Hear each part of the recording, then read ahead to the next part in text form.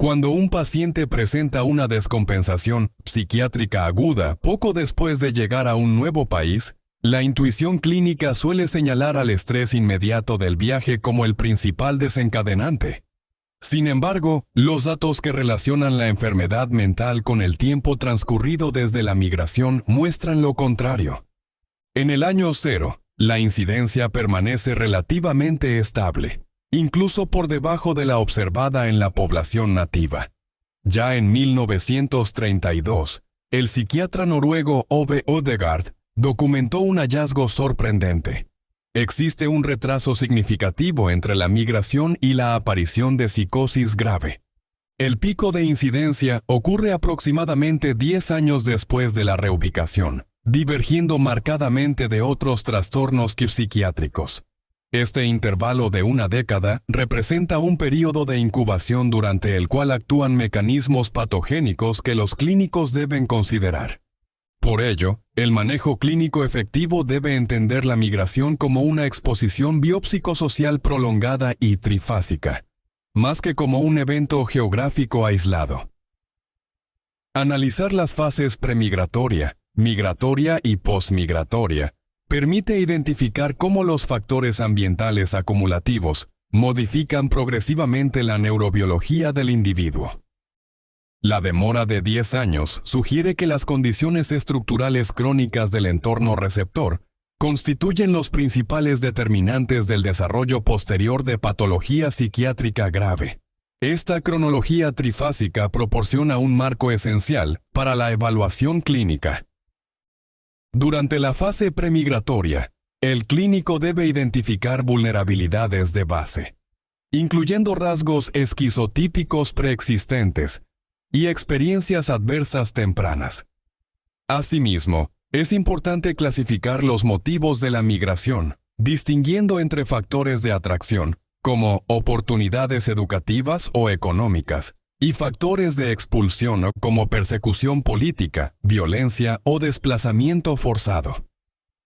Una vez establecidas estas vulnerabilidades iniciales, la atención se dirige al proceso de traslado. Mientras que la migración económica suele seguir trayectorias relativamente lineales, la migración forzada se caracteriza por recorridos impredecibles y altamente estresantes. Este tránsito caótico impone una carga física y psicológica inmediata sobre el individuo. Los refugiados y solicitantes de asilo enfrentan además traumas acumulativos específicos, entre ellos la separación familiar, la incertidumbre legal y la privación sistemática de recursos. Estas experiencias producen consecuencias clínicas relevantes. El trastorno de estrés postraumático es aproximadamente 10 veces más frecuente en poblaciones refugiadas que en la población general. En los migrantes forzados, la fase de traslado establece una línea de base fisiológica de hiperactivación severa, que condiciona las respuestas clínicas posteriores.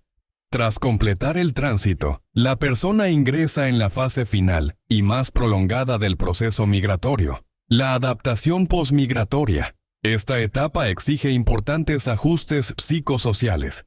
El individuo debe interiorizar nuevas normas sociales, adaptarse a expectativas cambiantes respecto a los roles de género y superar barreras estructurales relacionadas con el empleo y la integración social. La fricción generada por estos desafíos suele desencadenar el denominado duelo cultural, una experiencia emocional profunda derivada de la pérdida del entorno social familiar.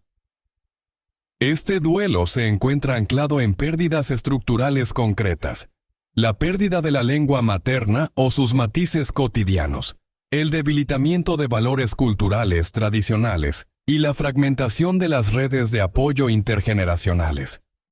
Los clínicos deben reconocer que este proceso de duelo constituye una reacción saludable y esperable, y no necesariamente un trastorno psiquiátrico.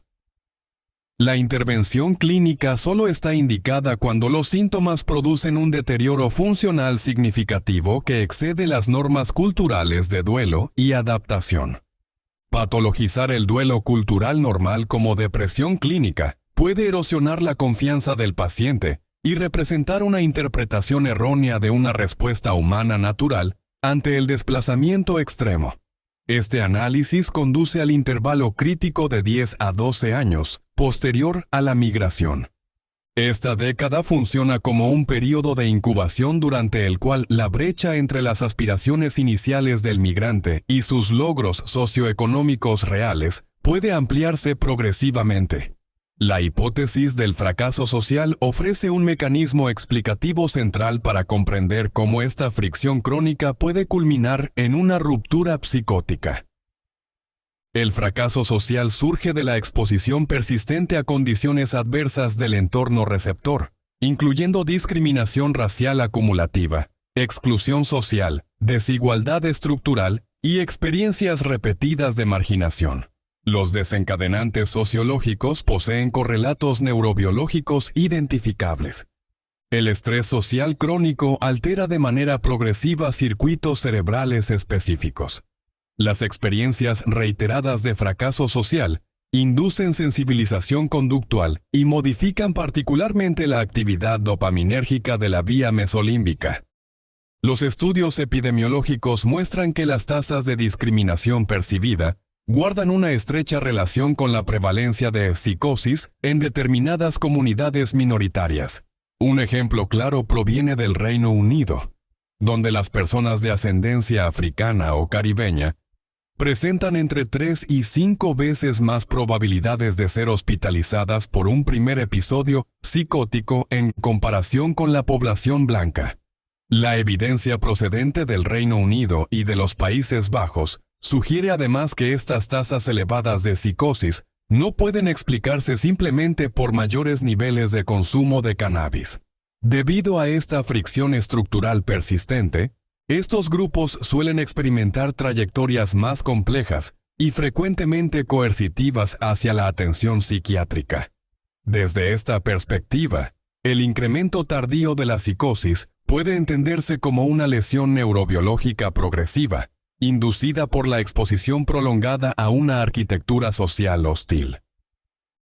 Los marcos diagnósticos occidentales tradicionales a menudo no logran capturar adecuadamente los perfiles particulares de estrés que caracterizan a las poblaciones migrantes. Esta limitación clínica se relaciona, en parte, con la persistencia del dualismo mente-cuerpo, heredado de la tradición cartesiana.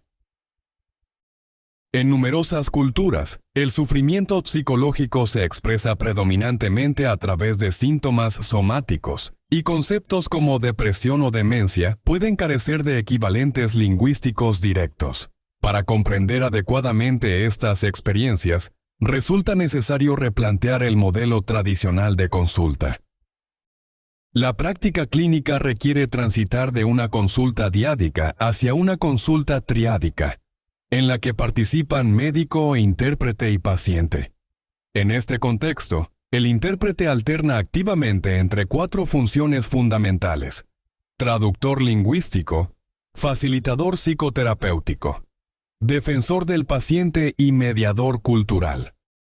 La traducción médica constituye un proceso dinámico e interactivo, donde la sustitución literal de palabras resulta insuficiente para transmitir expresiones culturales complejas asociadas al sufrimiento. Durante la evaluación, los profesionales deben explorar explícitamente los modelos explicativos que el paciente utiliza para comprender su enfermedad, así como su posible uso de prácticas médicas tradicionales o alternativas.